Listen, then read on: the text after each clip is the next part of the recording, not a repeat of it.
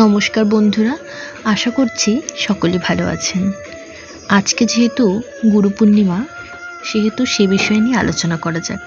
গুরু পূর্ণিমা কী এবং কেন পালিত হয়, এবং জীবনে গুরু বা আচার্যের স্থান কি ঈশ্বরের থেকে গুরুত্বপূর্ণ?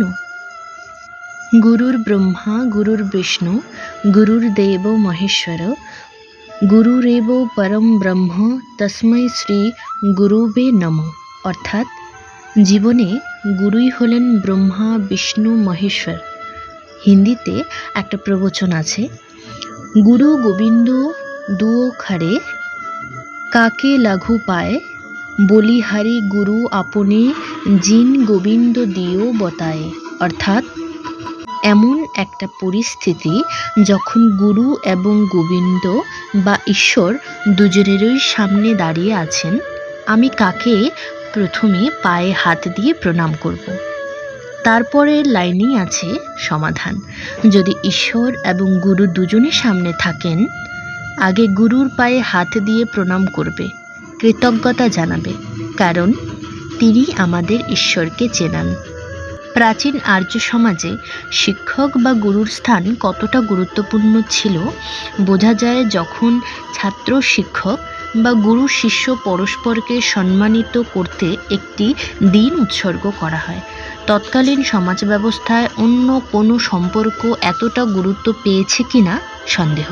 গুরু বা শিক্ষককে শ্রদ্ধা জানাতে বৈদিক যুগ থেকেই পালিত হয়ে আসছে গুরু পূর্ণিমা। গুরু বা শিক্ষককে শ্রদ্ধা জানাতে বৈদিক যুগ থেকেই পালিত হয়ে আসছে গুরু পূর্ণিমা। আজ শিক্ষক দিবসের আড়ালে অনেকটাই ম্রিয়মাণ এই তিথি আষাঢ় মাসের পূর্ণিমা, যাকে ডাকা হয় গুরু পূর্ণিমা নামে। সংস্কৃতে গুরু শব্দের অর্থ হলো অন্ধকার। গুরু শব্দের মানে হলো যিনি অন্ধকার দূর করেন। শিক্ষক বা গুরু আমাদের মনের সব সংশয়, সন্দেহ, অন্ধকার, জিজ্ঞাসা দূর করেন, নতুন পথের দিশা দেখান। তমসা থেকে জ্যোতির্ময়ের পথে চালিত করেন গুরু। বৌদ্ধ ধর্মেও গুরু পূর্ণিমার গুরুত্ব অসীম বলা হয়। বোধিজ্ঞান লাভের পরে আষাঢ় মাসের পূর্ণিমায় প্রথম উপদেশ দেন গৌতম বুদ্ধ। আজকের উত্তরপ্রদেশের সারনাথে আবার হিন্দু পুরাণে আছে শিবের মাহাত্ম্য। মহাদেব হলেন আদি গুরু, তার প্রথম শিষ্য হলেন সপ্তর্ষির 7 জন ঋষি, অত্রি, বশিষ্ঠী, পুলহ, অঙ্গিরা, পুলস্থ, মরীচি এবং ঋতু। আদিযোগ শিব এই তিথিতে আদিগুরুর রূপান্তরিত হন।